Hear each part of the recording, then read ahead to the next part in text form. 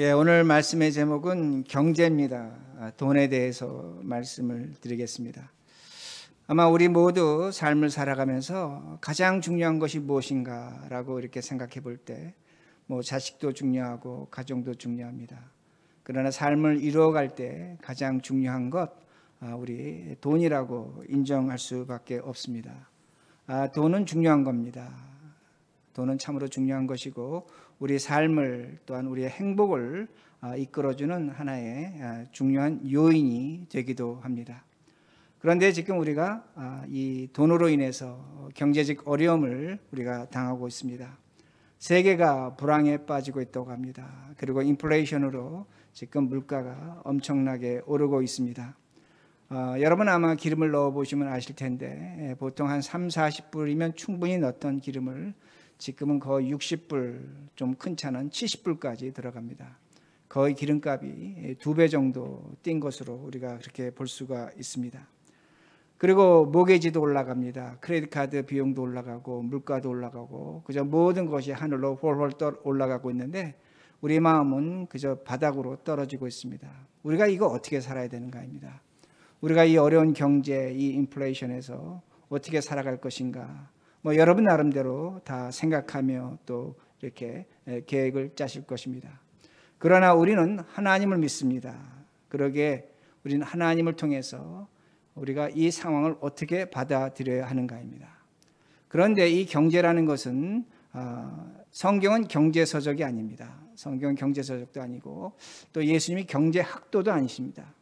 그러나 우리가 하나님께서 이 역사를 주관하시기 때문에 이 역사를 통해서 교회 역사를 통해서 우리가 하나님의 뜻을 찾아볼 수가 있고 또 하나는 성경을 통해서 우리가 이 어려운 경제 속에서 어떻게 무엇을 선택해야 할 건가를 우리가 알게 됩니다. 경제가 무엇인지 돈이 무엇인지를 이해할 수 있다는 겁니다. 그러게 먼저 24절에 이렇게 말씀이 나옵니다. 24절입니다. 한 사람이 두 주인을 섬기지 못할 것이니 혹 이를 미워하고 저를 사랑하거나 혹 이를 중히 여기고 저를 경히 여김이라. 너희가 하나님과 재물을 겸하여 섬기지 못하느니라. 저 말씀 아주 간단합니다. 둘 중에 하나입니다. 너희가 세상 살면서 하나님 섬길 것인가 돈을 섬길 것인가 그걸 택하라는 겁니다. 둘 다 택할 수는 없다는 겁니다. 그러기에 마지막에 예수님께서 뭐라고 말씀하셨냐면 하나님과 재물을 겸하여 섬기지 못한다고 말씀하십니다. 근데 하나님과 재물을 여러분이 영어 성경 갖고 있는 걸 보시면 이렇게 번역했을 것입니다. God and Mammon으로 번역을 했습니다. Mammon이라는 단어를 썼습니다. 우리가 잘 들어볼 수 없는 단어입니다. 근데 Mammon은 돈의 신입니다. 그러게 NIV 영어 성경을 갖고 계신 분들은 보시면 God and Money로 번역을 했습니다. 그러니까 하나님이나 그렇지 않으면 돈이나 둘 중에 하나를 섬긴다는 겁니다. 둘 중에 하나를 섬길 수밖에 없다는 겁니다. 둘 다는 안 된다는 겁니다. 그러므로 오늘 여기에 우리의 고민이 있다는 겁니다. 우리는 돈의 노예가 되기를 원치 않습니다. 우리가 그 돈의 노예가 될 때 어떤 일이 일어난다는 것 너무나 잘 알고 있습니다. 그런데 우리는 하나님의 사람으로서 하나님의 종이 되기를 원합니다. 그런데 우리가 살아가는 현실은 우리 모두 정직하게 솔직하게 얘기한다면 돈의 노예로 살아가는 모습이 있다는 겁니다. 하나님의 사람이지만 돈의 노예로 살아간다는 겁니다. 그러니까 지금 우리는 고민이 있는 겁니다. 어떤 고민이냐면 내가 하나님의 종인지 돈의 종인지 구분이 안 된다는 겁니다. 좀 전에 말씀드린 것처럼 우리는 하나님의 종이 되기를 원합니다. 그런데 돈이라는 건 참 특별합니다. 돈은 우리가 당하는 어려움을 아주 빠르게 해결해 줍니다. 여러분 돈 갖고 있어 보셔서 어떤 어려움을 당했는데 학비라든지 어떤 사고가 났을 때 돈으로 해결되는 것이 있습니다. 우리 분명히 인정해야 됩니다. 그 돈은 많은 것을 해결해 줍니다. 돈은 여러 가지를 해결해 주고 우리의 삶을 어떤 면에서 여유롭게 만들어 줍니다. 그런데 우리가 또 하나님의 사람인 것은 뭐냐면 우리는 압니다. 과거에 하나님께 기도했을 때 하나님께서 분명히 들어주시고 해결해 주신 것은 있었습니다. 그런데 문제는 뭐냐면 내가 지금 당하는 어려움, 내가 지금 당하는 고민, 해결해야 될 것은 해결이 되지 않고 있다는 겁니다. 그러기에 우리는 둘 중에 하나를 선택해야 됩니다.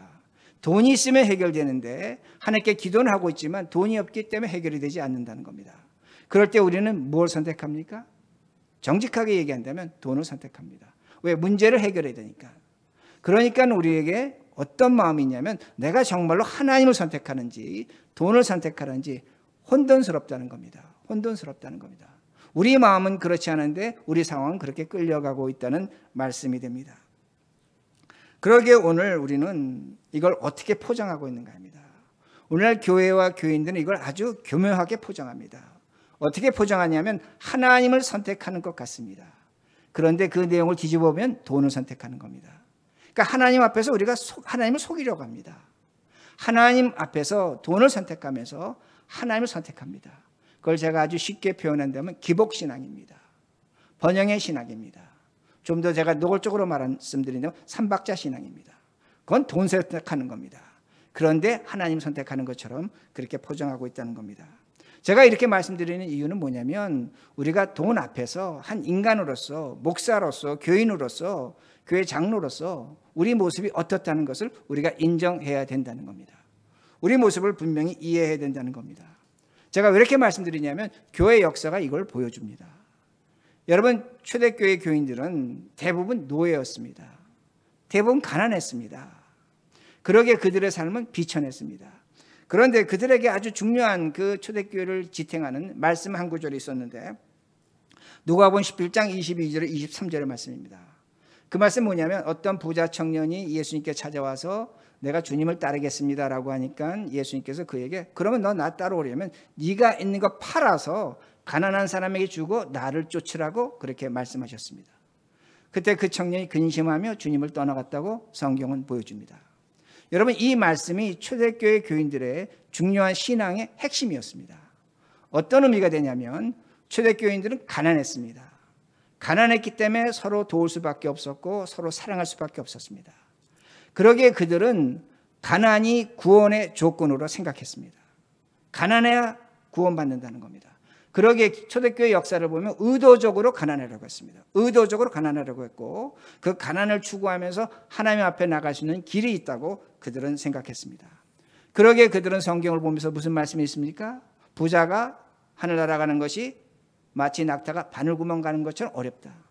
그렇기 때문에 초대교회 교인들은 본질적으로 가난했기 때문에 더 가난해질 수밖에 없는 것도 없겠지만 그들은 가난을 구원의 조건으로 생명으로 믿음의 신앙의 어떤 그 중요한 조건으로 삼았다는 겁니다. 그러기에 가난이 굉장히 중요했습니다. 그런데 초대교회가 로마의 공인을 받습니다. 로마가 이제는 누구든지 예수를 믿어도 된다 그렇게 허락을 해주게 됩니다. 그런데 당시에 교인들은 어떤 생각을 했냐면 부자는 구원을 받을 수 없다는 겁니다. 그리고 한 사람이 더 있었는데 사람을 직업적으로 죽이는 군인은 구원받지 못한다고 초대교인들은 생각했습니다. 그러기에 그들은 그 신앙의 신조를 갖고 있는데 교회가 이제 도가 열렸습니다. 누구든지 믿을 수가 있었습니다. 근데 어느 날 부자가 와서 예수를 믿겠다고 하는 겁니다. 어느 날 군인이 와서 예수를 믿겠다고 하는 겁니다. 그러니까 교회가 굉장히 혼란스러워진 겁니다. 아니 어떻게 부자가 구원을 받을 수 있는가? 어떻게 사람을 죽이는 군인이 구원을 받을 수 있는가? 교회가 심각한 분열과 혼란에 쌓이게 됩니다. 여러분 지금 우리가 이걸 생각하면 굉장히 우습게 생각합니다. 어째 그런 생각을 했을까? 근데 여러분 역사를 보면 그렇지 않습니다. 여러분 청교도들이 있습니다. 미국에 청교도들이 있었는데 미국의 청교도들은 교인을 받아들일 때 아무나 받아들이지 않았습니다. 그 사람이 교인이 되려면 최소한 증인이 2명에서 6명이 저 사람의 직업은 어떻습니다. 저 사람의 삶은 어떻습니다. 저 사람은 교인으로 할 만합니다라고 인정해 줄 때 교인이 됐습니다. 오늘날은 우리가 교인인 누구든지 될 수 있다고 하는데 불과 얼마 전만 해도 그렇지 않았다는 겁니다. 이건 제가 또 실질적으로 겪은 겁니다. 여기서 제가 직업을 얘기하는 것을 여러분 좀 양해하시고 들으셔야 됩니다. 캘리포니아 가면 리코스토어가 많습니다. 한인들이 교회 다니면서 리코스토어를 합니다. 그런데 그 리코스토어 하는 분들이 있는데 교회에서 직분자를 선정합니다. 근데 어떤 분들이 이렇게 얘기합니다.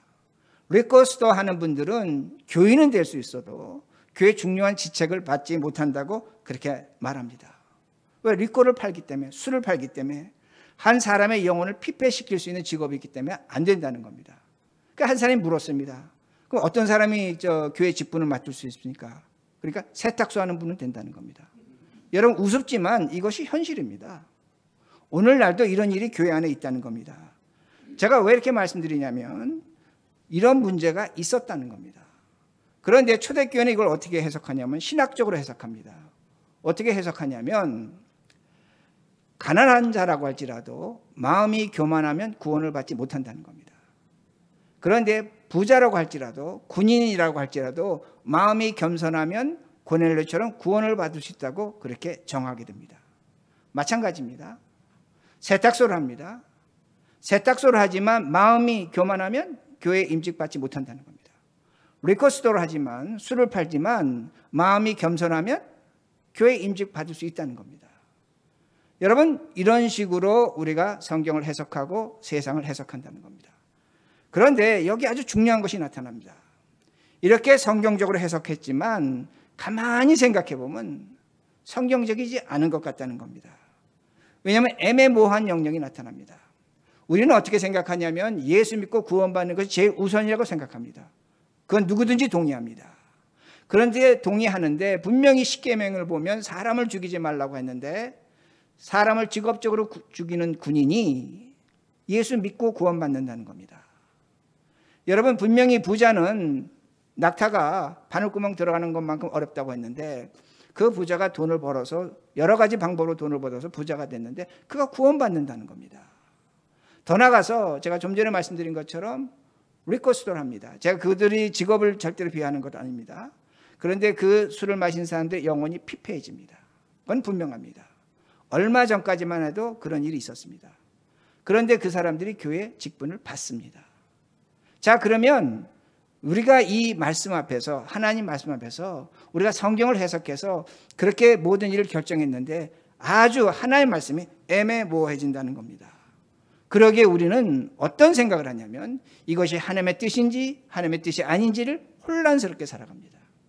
어떤 공백이 생긴다는 겁니다. 어떤 베큐음이 있다는 겁니다. 거기를 들어가면 하나님의 뜻인지 사람의 뜻인지 우리가 구분하지 못한다는 겁니다. 그런데 우리는 우리 자신을 그렇게 생각하면 안 된다는 겁니다. 그렇게 제가 설명드린 겁니다. 우리는 하나님의 선택에 의해서 하나님의 종이 됐습니다. 다시 말씀드립니다. 우리는 우리 스스로 하나님을 선택한 것이 아니라 하나님이 우리를 선택해서 하나님의 종이 됐다는 겁니다. 내가 지금 만약에 하나님의 선택을 받지 못했다면 우리는 세상에서 돈의 종으로 살아가는 것 분명합니다. 하나님 알지 못하기 때문에 돈의 종입니다. 그런데 하나님께서 우리를 선택하셨고 하나님의 종으로 만들어 가시기에 우리는 오늘 어디에 있냐면 하나님과 돈 사이에 있는 겁니다. 다시 말씀드린다면 We are in between God and money입니다. 하나님과 돈 사이에 있는 겁니다. 우리는 하나님이 우리를 선택하셨고 하나님의 사람으로 만들어가는 것이 우리의 실력과 능력이 아니고 하나님이라는 겁니다. 그러기에 우리가 있는 자리를 여러분 확신하셔야 됩니다. 어디냐? 하나님과 돈 사이에 있다는 겁니다. 그러면 하나님과 돈 사이에 있기 때문에 우리는 세상에서 돈을 갖고 살아야 되기 때문에 돈으로 인한 상처는 지극히 당연하다는 겁니다. 상처를 당한다는 겁니다. 돈으로 인한 아픔을 당한다는 겁니다. 그러면 그 아픔과 상처가 헛된 것인가? 그렇지는 않다는 겁니다. 여러분, 도마도 키우는 분들이 도마도를 키울 때 바늘로 찌른다고 합니다. 그럼 도마도에 상처가 납니다. 그러면 그 상처가 난 것을 도마도가 스스로 치유하려고 뿌리로부터 영양분을 빨아올린다고 합니다.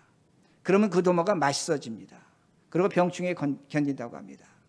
여러분, 옛말에 새가 쪼아 먹은 과일이 맛있다고 합니다. 제가 지금 여러분에게 뭘 말씀드리냐면 우리가 현재 이 돈으로 인해 상처당하고 아픔을 당하는데 하나님의 종으로서 하나님이 이런 사건을 통해서 우리를 온전하게 아름답게 세워가기를 원하신다는 그 말씀이 됩니다.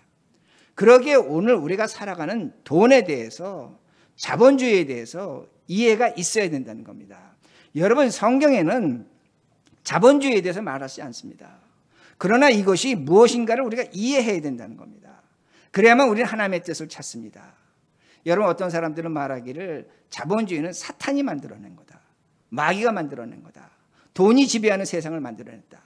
그러기에 우리가 그 자본주의에 빠지면 가룟 유다처럼 하나님을 배신하고 돈의 노예가 된다, 그렇게 말합니다.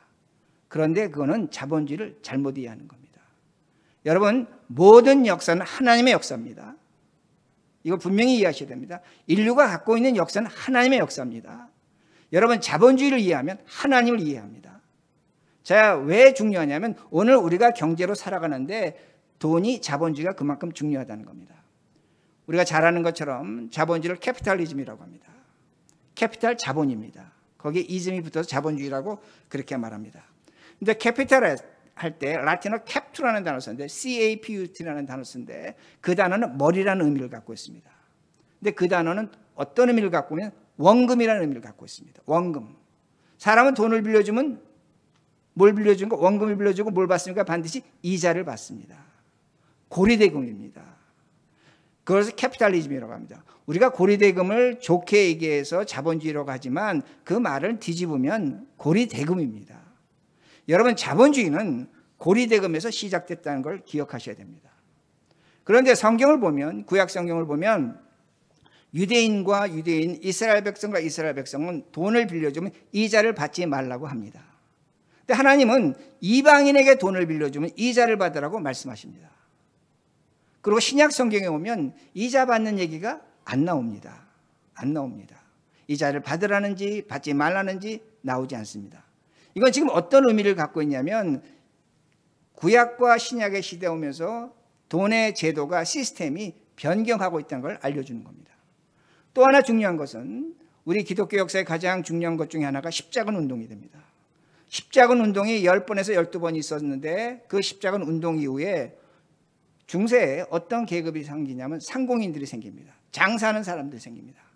장사하는 사람들의 목적은 뭡니까? 돈을 벌어야 됩니다. 근데 돈 버는 것을 하는 방법 중에 하나가 고리대금이라는 것을 우리가 알 수 있습니다. 고리대금으로 수입을 올리는 겁니다. 그런데 제가 지난 수요일도 말씀드렸지만 캐톨릭의 교부 토마스 아퀴나스는 고리대금을 도둑질이라고 했습니다. 강도짓이라고 했습니다. 노동을 해서 돈을 버는 건 좋지만 고리대금은 악이라고 그렇게 말했습니다. 불이라고 말했습니다. 제가 이거 좀 지나가는 얘기지만 막스 웨버라는 사람이 그 캐톨릭 동네와 개신교 동네를 비교했는데 캐톨릭 동네는 가난한 겁니다. 개신교 동네는 잘 사는 겁니다. 그래서 막스 웨버가 그걸 가만히 조사해 보니까, 연구를 해 보니까 바로 이 정신이 있었던 겁니다. 자본주의가 어디서 시작됐는가? 바로 개신교라는 겁니다. 그런데 이걸 하나님의 뜻으로 해석하기 시작했다는 겁니다. 여러분, 캐톨릭에 대해서 반발해서 마틴 루터가 종교개혁을 했습니다. 마틴 루터가 종교개혁을 하면서 뭐라고 얘기하냐면 사유재산 갖는 것 정당하다고 합니다. 지금 우리가 사유재산 아주 자연스럽지만 그때만 해도 그렇게 그것이 인식되지 않을 때입니다. 그러니까 마틴 루터는 뭐라고 얘기했냐면 우리가 누군가에게 도움을 주려면 부자가 돼야 된다는 겁니다. 가난하면 도움을 받아야 된다는 겁니다. 그러기에 우리가 부자가 되는 것 당연하다는 겁니다. 여러분, 여기서 벌써 뭐가 나왔습니까? 초대교회하고 달라진 겁니다. 부자가 되는 것 당연하다고 루터는 말했습니다. 그리고 루터는 말하기를 돈을 빌리는데 연 4%에서 6% 이자 주는 건 당연하다고 얘기했습니다. 자, 토마스 아퀴나스는 이자 주는 것 불법이라고 했는데 루터는 4% 6% 이자 주고받을 수 있다고 그렇게 말합니다. 두 가지가 정당화됐습니다. 루터는 이렇게 얘기한 게 다 성경적 근거가 있는 겁니다. 하나는 부자 누구든지 될 수 있다는 겁니다. 그리고 두 번째는 고리대금 될 수 있고 더 나아가서 이자도 정당하다고 그렇게 말합니다. 그런데 루터보다 한술 더 쓴 사람이 누구냐면 장로교의 시조 칼빈이 됩니다. 칼빈은 프랑스 사람입니다. 근데 프랑스에서 종교개혁한 사람들은 기술자와 상공인들이 많았습니다. 소위 말하는 위그노들입니다. 그런데 칼빈은 어떻게 해석을 했냐면 이렇게 말했습니다. 가난한 사람에게 이자 받지 말라는 겁니다. 그런데 부자와 부자가 돈을 거래할 때는 이자를 마음대로 받으라는 겁니다. 4% 6%가 아닙니다. 너희들이 정말로 돈이 필요하다면 10%를 받든 1%를 받든 이자를 자유롭게 정하라는 겁니다. 그래서 막스 웨버는 자본주의의 아버지를 누구라고 하냐면 칼빈이라고 얘기하는 겁니다. 여러분, 우리가 지금 갖고 있는 자본주의는 어디서 나왔냐? 기독교 정신, 기독교 사상에서 나왔다는 것을 이해하셔야 됩니다. 왜냐하면 이제는 고리대금도 자유로울 뿐만 아니라 얼마든지 이자를 주고받을 수 있도록 문을 열어놨다는 겁니다. 그러기에 이런 이자로 초기에 중세 때 나온 게 뭡니까? 해운 그 보험입니다. 보험을 했습니다. 무역보험을 했습니다. 이것이 점차로 발달하면서 교황들에게 전쟁 자금 대어주고 돈 빌려주고 나폴레옹도 그랬지만 그 돈의 이자를 받았습니다. 그리고 오늘날 우리가 집 모게지 내는 것, 텍스 내는 것, 여러분 주식하는 것, 크레딧 카드 내는 것, 모든 것이 이자 내는 겁니다. 그러니까 우리가 지금 살아가는 이 제도 시스템은, 자본주의는 기독교에서 시작됐고 기독교가 그 원형을 만들어냈다는 것을 여러분이 기억하셔야 됩니다. 자, 제가 다시 한번 정리합니다.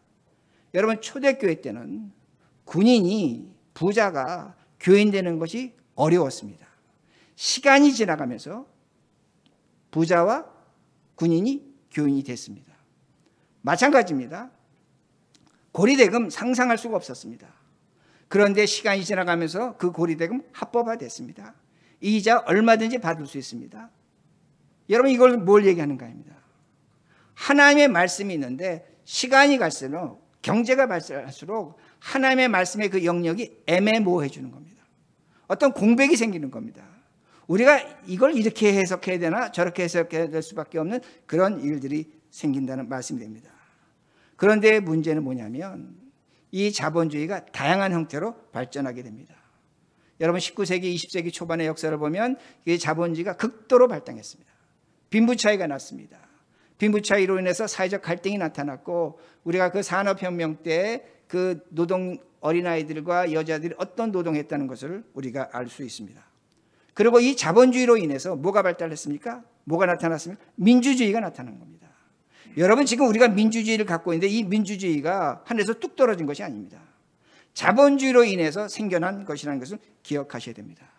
그런데 이 자본주의가 처음에 교회 교부들에 의해서 성경적으로 해석됐는데 이것이 왜곡되어지는 겁니다. 걷잡을 수 없이 된다는 말씀이 됩니다. 그리고 나타나는 것이 뭡니까? 자본주의 반대해서 공산주의입니다. 막스 레닌의 공산주의가 됩니다. 공산주의는 뭡니까? 개인의 소유를 철저히 금지하는 겁니다. 개인이 뭘 가질 수 없는 것, 모든 건 공동체라는 겁니다. 공동체가 소유하고 공동으로 평등하게 나눠 갖자는 겁니다. 근데 이 제도도 100년 만에 없어집니다. 여러분, 그러므로 오늘 우리가 살아가는 이 제도, 여러분이 지금 돈을 쓰며 살아가는 이 제도, 이 자본주의에서 우리가 어떻게 살아야 될 것인가 합니다. 그러게 제가 이렇게 길게 설명드렸다는 말씀이 됩니다. 지금도 마찬가지입니다. 이 자본주의는 계속 변형하고 있습니다. 제가 좀 전에 말씀드린 것처럼 그 공산혁명 나기 전에는 자본주의였는데 지금 그 자본주의가 2차 세계대전 끝나고 변한 것을 우리가 수정자본주의라고 합니다. 그건 뭐냐면 우리가 이제 돈을 가졌으니까 가난한 사람들 돌보자는 겁니다. 자본주의 근거에서 사회주의를 도입하는 겁니다.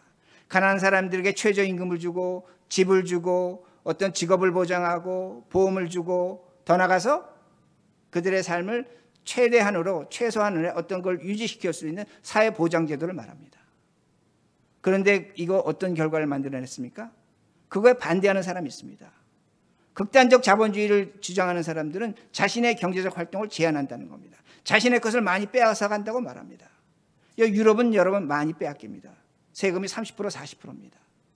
그리고 이런 현상이 나타나면 가난한 자들은 누구를 의지합니까? 경제활동은 정부를 의지합니다. 이것이 바로 한국의 좌파와 우파입니다. 이런 갈등이 바로 미국의 공화당과 민주당의 갈등이라는 겁니다. 그런데 이 자본주의가 이제는 극을 향해 다가가고 있다고 저는 생각하는 겁니다. 이제 이 자본주의를 우리가 정말로 믿어야 될 것인가? 이것을 저는 어떻게 보냐면 제 개인적인 생각이지만 지금 러시아하고 유크레인이 전쟁하고 있습니다. 그리고 또한 중국과 미국이 무역 전쟁하고 있습니다. 여러분, 러시아와 중국의 경제 제도는 공산주의와 사회주의를 합한 어떤 그 혼합 경제입니다. 학자들이 이걸 정확하게 구분해내지는 못합니다. 미국은 자본주의입니다. 그런데 이 두 개 세력이, 러시아와 중국이 지금 자본주의에 대항하는 겁니다. 여러분, 이 싸움에서 지금 유크레인하고 러시아 전쟁이 여러분 아무것도 아닌 것 같지만 저 전쟁에서 패하는 쪽은 경제제도가 무너지는 겁니다. 그러니까 우리가 갖고 있는 경제제도 어떤 경제제도냐면 전쟁에 의해서 무너질 수 있는 제도입니다. 미국이 이긴다면 아마 자본주의 어느 정도 유지하겠죠. 그러나 이것도 오래가지 못합니다. 러시아나 중국이 이번에 패배한다면 무역전쟁이나 그들은 그들의 제도는 또 한 번 무너질 겁니다. 자, 그러면 제가 왜 이렇게 길게 설명드렸냐면 우리가 지금 살아가는 이 제도 안에서 우리가 어떻게 돈을, 하나님을 우리가 찾고 만날 것인가입니다. 여러분, 21세기 자본주의는 성경에서 벗어나 있습니다. 저는 성경적 제도가 아니라고 그렇게 생각합니다. 돈과 그 자본주의는 우리를 비인간화시키고 있습니다. 우리의 정신을 황폐화시키고 있습니다. 돈으로 사람을 평가합니다. 여러분, 돈으로 사람을 평가한다는 것은 정말로 비극적인 겁니다. 그런데 오늘 우리가 어떻게 사람 평가합니까? 여러분, 이미 비극 속에 있는 겁니다. 저 돈 많은 사람, 저 돈 없는 사람, 능력과 모든 걸 한순간에 평가합니다. 그러니까 우리가 얼마나 비인간화되어 있는가입니다. 하나님을 믿는다고 하지만 얼마나 우리가 사람 구실을 못하고 있다는 것은 분명히 알 수가 있습니다. 또한 각자가 돈으로 인해서 고통을 당합니다. 돈으로 인해서 심지어는 목숨을 버리기도 한다는 겁니다. 그러기에 우리는 이 자본주의 아래서, 돈 아래서 하나님의 뜻이 무엇인지를 분명히 찾아야 됩니다. 그러게 33절입니다. 33절. 그런즉 너희는 먼저 그의 나라와 그의 의를 구하라. 그리하면 이 모든 것을 너희에게 더하시리라. 여러분, 저 말씀 제가 우리 길게 읽은 말씀인데 아주 간단한 겁니다. 하나님이 뭐라고 말씀하시냐면 너희들이 그의 나라와 그의 의를 구하면 내가 너희들에게 돈 주겠다는 겁니다. 모든 걸 더하시겠다는 겁니다. 여러분, 근데 우리가 어떻게 하나님의 나라와 하나님의 의를 구하는가 합니다. 이 말씀에 근거하면 저는 어떻게 해석하냐면 우리가 돈으로 세상에서 하나님의 나라를 나타내야 합니다. 다시 말씀드립니다. 우리가 돈으로 세상에서 하나님의 나라를 나타내야 합니다. 우리가 돈으로 세상에서 하나님의 의를 나타내야 됩니다. 아니, 이 목사가 무슨 설교를 저렇게 해? 어떻게 돈으로 우리가 이 세상에서 하나님의 의를 나타내고 하나님의 나라를 나타내는가? 그렇게 질문합니다. 아닙니다. 우리는 할 수 있습니다. 사람은 세상에서 경제적 동물이라고 합니다. 경제적 동물은 돈으로 사는 건 맞습니다. 그러나 우리는 경제적 동물에서 한 단계 더 나간 것이 뭐냐면 하나님의 형상으로 창조된 하나님의 영적 사람이라는 겁니다. 이게 우리의 특권이고 우리의 자랑이고 우리의 영광이라는 겁니다. 그러기에 우리는 세상 살지만 돈으로 하나님의 나라를 여기 나타낼 수 있다는 겁니다. 우리는 세상 살지만 돈에 짓눌려 살지만 그 돈으로 하나님의 의를 나타낼 수 있다는 겁니다. 제가 이걸 이렇게 설명드립니다. 교회 역사에서 돈을 죄악시한 사람들이 있었습니다. 그러기에 세상의 모든 것을 끊고 수도원에 들어간 수녀와 또한 수도사들이 있었습니다. 여러분, 마틴 루터는 수도사 출신입니다. 그러기에 그는 누구보다 그들의 삶을 잘 알았습니다. 근데 마틴 루터가 뭐라고 얘기했냐면 수도사와 수녀와 우리를 이렇게 구분합니다. 마틴 루터는 이렇게 얘기합니다. 먼저 수도사와 수녀들이 자신의 모든 것을 포기하고 수도원에 들어가는 것은 대단한 일이다. 위대한 일이다. 그렇게 말합니다. 그런데 그 다음에 루터는 뭐라고 얘기하냐면 그들은 하나님의 명령에 대한 헌신이 없다고 말합니다. 하나님 명령에 대한 헌신이 없다고 말합니다. 그러면서 우리들 세상에서 돈 벌기 위해 애쓰고 노력하는 우리들은 하나님의 명령에 따라 헌신하는 자들이라고 그렇게 말합니다. 얼마나 놀라운 얘기입니까? 여러분들이 지금 세상에 나가서 돈 벌고 애쓰고 때로는 그 돈 때문에 치사한 일 당하고 아픔 당하고 고통 당하는데 루터는 뭐라고 얘기하냐면 그것이 하나님의 명령에 대한 헌신이라는 겁니다. 그리고 루터는 뭐라고 얘기하냐면 수도사와 수녀들의 헌신에 비하면 우리들의 헌신, 세상에서 직업을 갖고 돈 버는 헌신이 더 크다고 그렇게 말합니다. 그들의 헌신을 능가한다고 그렇게 말합니다. 여러분, 뭐가 있습니까? 오늘도 우리는 하나님의 명령에 따라 자식을 키웁니다. 하나님의 명령에 따라 부부가 최선을 다하면서 가족을 유지하는 겁니다.